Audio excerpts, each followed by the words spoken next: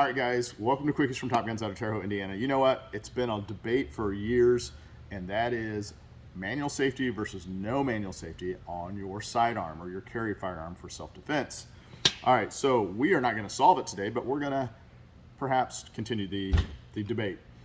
First and foremost, for those of you that are new and do not understand what we mean when we say manual safety, we're talking about a lever or a button on the side of a firearm that physically makes it so the firearm does not fire, okay?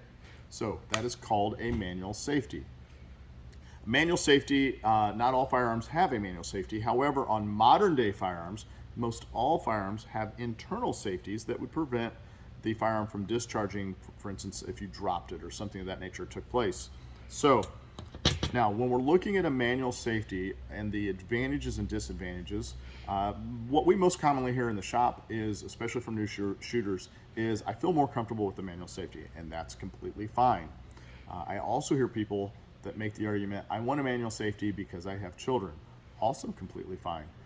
Although I would also encourage people to hopefully understand that, listen, that safety is not going to protect your child.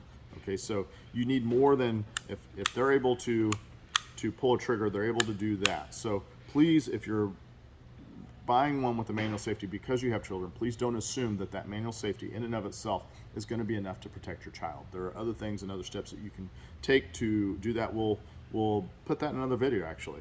All right, now, a non-manual safety. There are a lot of folks out there that have been carrying for a while, and they don't want a manual safety because of the fact that it's been presented in multiple situations where someone has gone to draw their firearm, went to use it, and the firearm didn't discharge. And the reason was they hadn't trained enough to build that muscle memory to where they disengaged the manual safety subconsciously.